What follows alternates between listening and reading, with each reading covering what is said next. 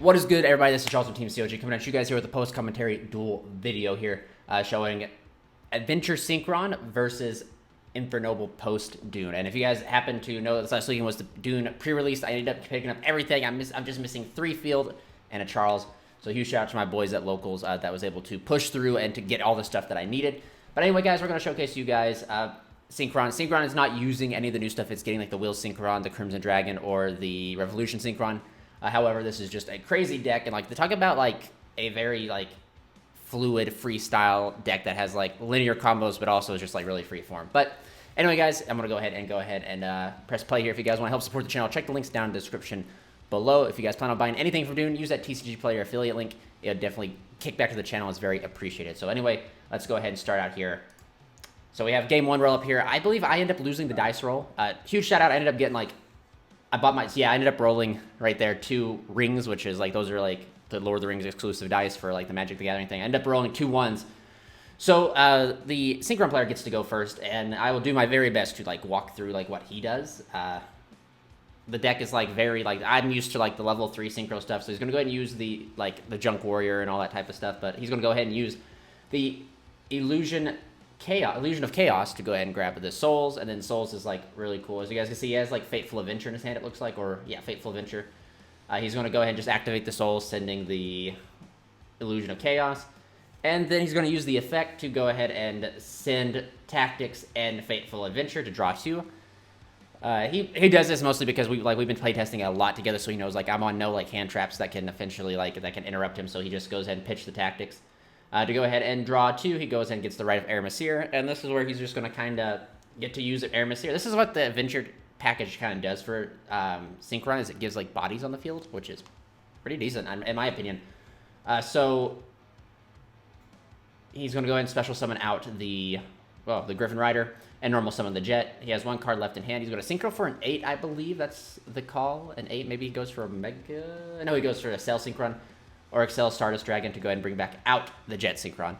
And then I believe, low-key guys, we actually were testing tonight, and I found out that Stardust Dragon is a really strong card. Like the fact that like anything that negates and destroys, Stardust Dragon can stop, which is pretty good. Pretty good. I got bodied by Stardust Dragon in 2023, just simply because I could not read. So Junk Speeder's going to resolve. He's going to pretty much get to summon from the deck 5, or fill up all of his zones, essentially. So we're going to look at like he's going to grab Illumination off of the Stardust Synchron. And then he has Assault Synchron, Jet Synchron, and everything. So it's going to be kind of crazy, I think, to see what he gets to do here. This deck is just so cool. Like, if you guys want a deck that like is so rewarding, but also so like I'd say like hard to grasp, right? We're going to see him go into the Formula Synchron, go ahead and draw a card. He's going to activate Illumination, and since he controls a Stardust, he gets to special summon out the trail. So he's going to go ahead and use that. And then like Illumination lets you like banish and modulate levels. We're going to see a Synchro for a level 8, I believe. Yep, so he's going to go ahead and Omega. He's going to rip 1 from my hand. So he ends up hitting Renaud. I think in this hand, actually, which is really cool, is honest to God, I have 3 Heritage of the Chalice. So, like, the probability of him hitting Heritage of the Chalice is literally 3 out of 5 chances, right? And he ends up hitting, the like, everything but the Heritage of the Chalice, which is so unlucky, which is, like, good for him. He's a sniper, so, like, he's able to just, like, get it. But, like, so unlucky for me that it goes this direction. So now he's ended on, I think that's Dispater, yep, and then he's going to go ahead and synchro for a level 7, I believe. He's got a lot more plays to kind of do. As you can see right there, I'm showing my buddy, I was like, look at the bad, like here you go, the Mixed Dragster. And I believe he can use Stardust Effect to tribute the, yep, so he goes and use Stardust Effect, tribute the Dispater, and then he's going to trigger the Jet and the Trail, not the Jet, the Assault and the Trail will trigger, being able to summon itself, and Jet will be able to banish itself to bring back the Dispater. And I don't know what he ends up, I don't know what level 8 synchro he plays outside of like Omega that he can go for. Oh, I think he's pitching for Jet, so he's making another 5, so he's going to level modulate, I believe, into a Cell Synchron, I believe. So yeah, there we go, there's a Cell Synchron. He's going to get a token off the trail, which is pretty good.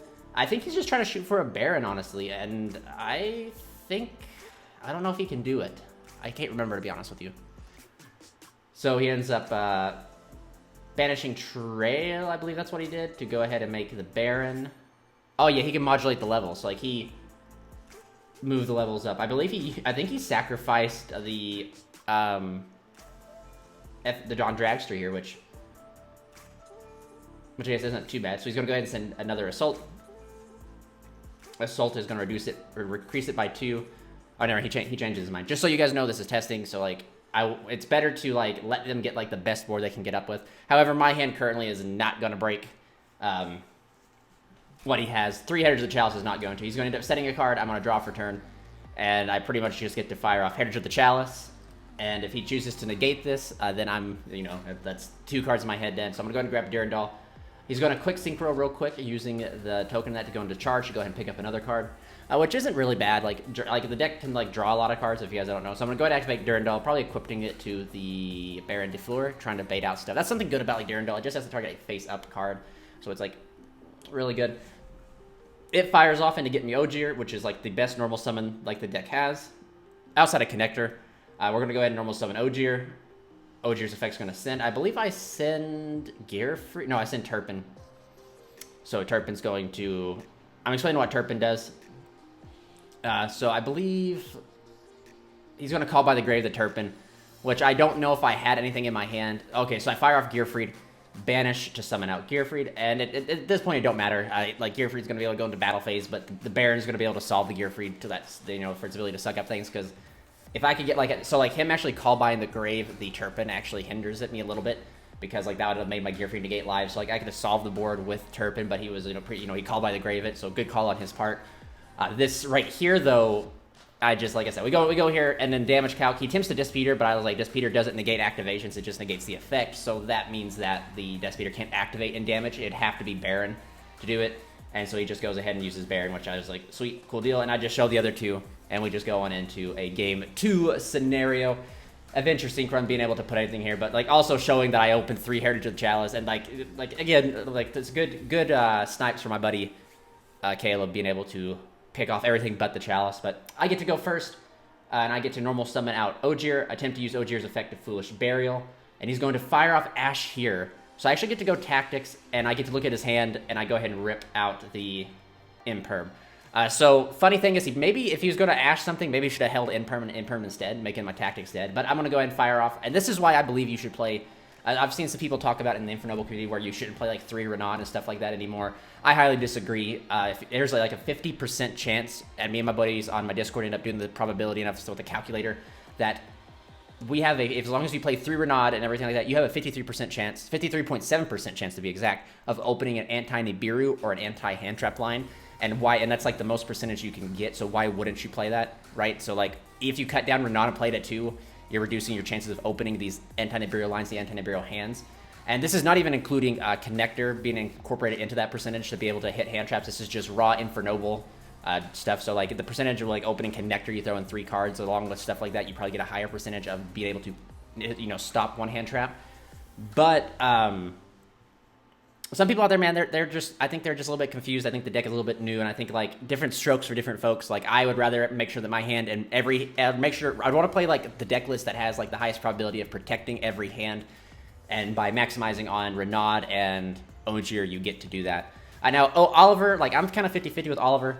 I believe like Oliver can be cut down to like a 2 of, but like it is a 3 of. Like Renaud is like the best extender we have, but Renaud only works with Fire Warrior. So if you normal summon Connector and the Connector ends up getting ashed or impermed itself, so it's done its job right, but you need to have an extender to go through that, and Renaud doesn't do it, Turpin doesn't do it, none of the extenders out there do it, except for if you open like Red Layer or Flint Lady, but Oliver will do it, and Oliver will actually allow you to pivot into Angelica lines, which is pretty cool. But ending our board here, we end on the full thing of Charles the Great and Baron and Gearfried, but he's going to show me his hand. He's like, there's nothing he can do against this board, so we're already going on into a Game 3 situation where he gets to go first.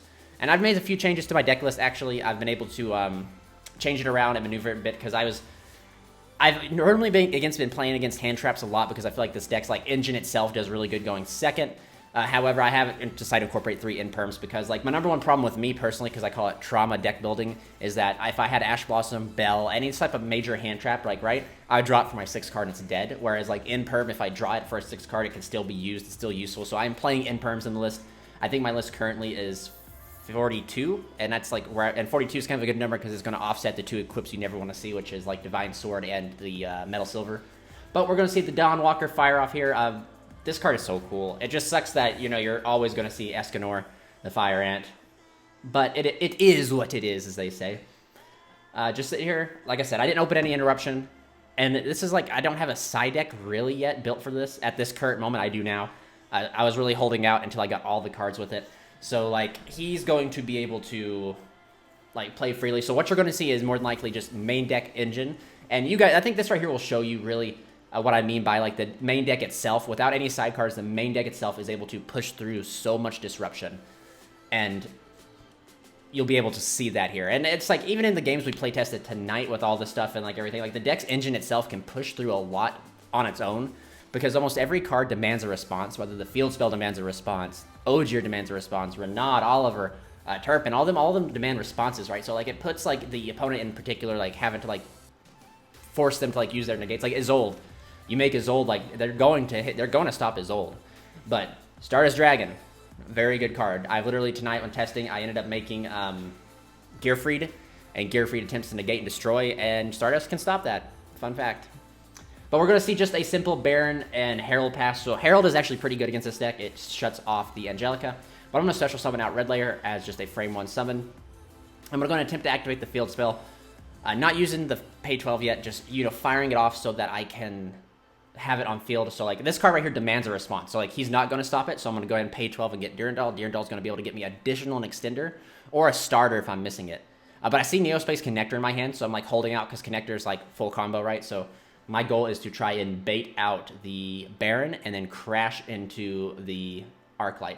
And fun fact also, Triple T, I think Triple T deserves a main spot in the deck because all the other combo decks out there in the format, such as Menadium and stuff, are ending on Baron de Fleur. And if you can Triple T take the Baron, you can use Baron's effect to pop something, and then you can sync and link it off into an Isolde. But we're going to fire off Flint Lady here to be able to special. But he ends up negating it with Baron, and then he just, you know, he scoops it up.